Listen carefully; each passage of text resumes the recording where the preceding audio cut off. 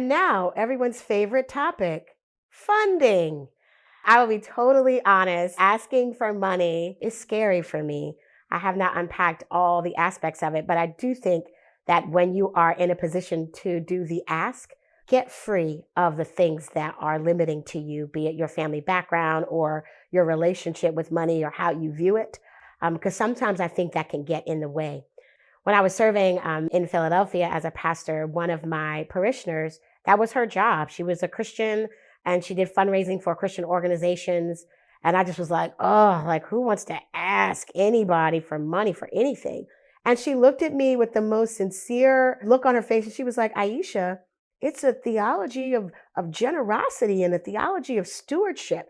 She said, if you don't ask someone, you are getting in the way of them being as generous as possible. And generosity is what it means to be a Christian, really. We're generous because of our gratitude for all that God has given us. And how do we give back? How do we offer back? How do we connect with God's mission in the world? And through our finances is one way to do it.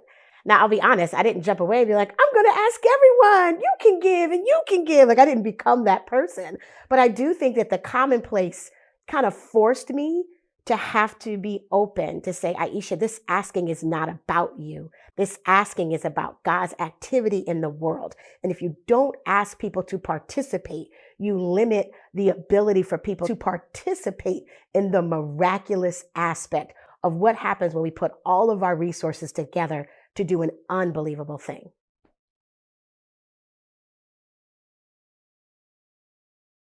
Fundraising is a subject that we rarely think about from a spiritual perspective. Sometimes we think of it as a rather unpleasant activity that we need to do in order to support spiritual concerns, spiritual matters, spiritual endeavors. But it is often coming up once we've reached an emergency moment or a crisis. And yet, fundraising and funds development, actually raising money as one of the essential tools needed for ministry and for living out any vision, is actually a form of ministry. From the gospel perspective, funds development, fundraising is not response to a crisis. It's instead response to an invitation.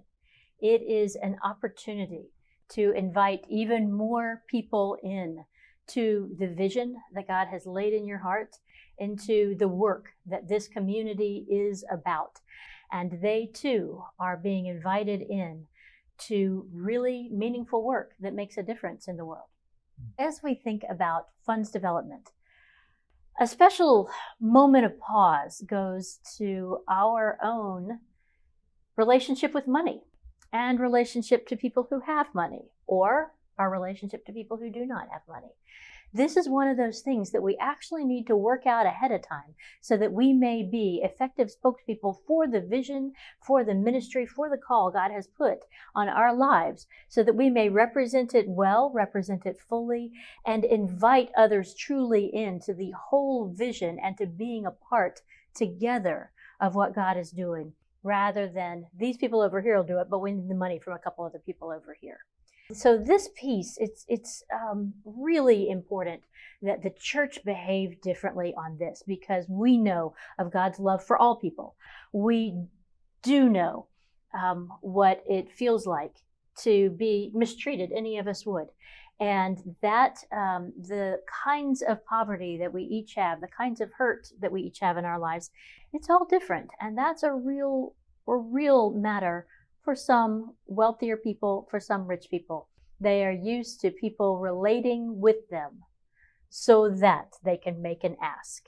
And that is not where we want to start. It's not how we're called to start. And so we put out the cautionary moment for a second. Fundraising is the opposite of begging. Instead, what we're doing when we're asking for funds is we are declaring, we have a vision and we feel a call. And we feel the movement of the Holy Spirit gathering us in this way, enabling us to do this. Do you want to be a part? We're looking for people to be in ministry with us. I think one of the things that we really have to understand is that we are inviting people to such a beautiful opportunity. And I would argue the reason why sometimes we may feel like we have to beg is that we haven't made the proper plans. We haven't prepared in advance. Because I think, if you haven't prepared in advance, all of a sudden you're low on funds. Yeah, you might have to go and beg, right? But that's not the point. The point is if we could plan properly in advance, knowing the vision and the mission and what it's going to take to get to this vision and mission, then we also are going to know what type of resources we're going to need to accomplish this vision and mission. Then we are going to then proactively, not reactively. There's a huge difference. If you do things reactively, things just get snowballed, right? But proactively say, okay, we're going to probably need X amount of resources, people that we believe that may really resonate with our vision. And then you go and you share the vision and you invite them to participate. So different from begging. This is the movement of God. If God is in this, there's no reason for us to beg for anything, right? And just know that God is in this, that God is the orchestrator. God is the one that is leading and guiding. If that's the case, we just need to get on God's wave and move with God. And I think that's really important for us to remind ourselves of knowing that we are not begging.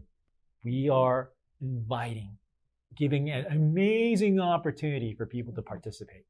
And that is an interesting shift. It's an essential shift, one that I think brings a lot of tremendous fruit to our funds development efforts. Fundraising is also always a call to conversion. It is a call to a change to the way you spend your money, a change to the way you spend your time, a change to the priorities that are shaping your life. And so as we invite people in, we are actually participating in a moment of conversion where God is inviting another into a change of life.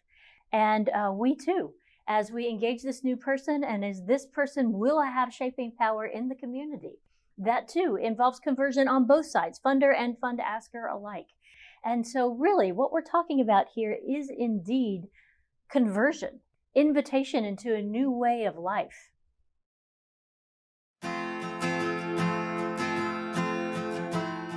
My head of staff knew that for me to do this, that I would have to do the ask. And so that was kind of built into my need to grow points as an associate pastor at Wayne, to say, Aisha, asking and fundraising should be part of what we're called to do to engage people in the ministry of the commonplace. So we called it, when I had to put on my pearls and my little 2-inch pumps. And so I was like, it's the Pumps and Pearls tour. And so me and another colleague, we would share the story of the commonplace. And sometimes we were able to get grants, and a lot of times we were able to get donors and have people connect with what we're doing. And so one time I was approached by a person that I knew who was connected to a foundation to say, I know it's short notice, but would you come and present what you're doing at the commonplace? Because I think that you would be able to receive an award. And I was like, oh my gosh, Pumps and Pearls, I have to ask. And the fundraiser person is in my head, you can ask, expand the generosity. And so I had my PowerPoint, had my pearls on, a black dress in the fancy building. And right in the middle of it, one of the people said, Aisha, what's the one thing that you think is really crucial for the commonplace? At the time, the lower level had a completely underdeveloped kitchen. You couldn't utilize it. Things were rusted out. It didn't have the right ventilation. It wasn't up to code. The lower level, the front half was used for recreation for the kids, but the back half was not really able to be utilized.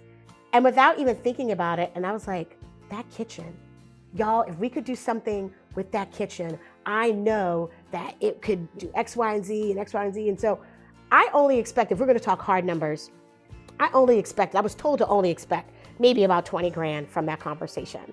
By the time I had gotten home and that, a couple of days had passed, that person called me to say everyone was so compelled by the conversation about that lower level kitchen that they redirected funds. And so we have up to 75 grand. We have 50 grand.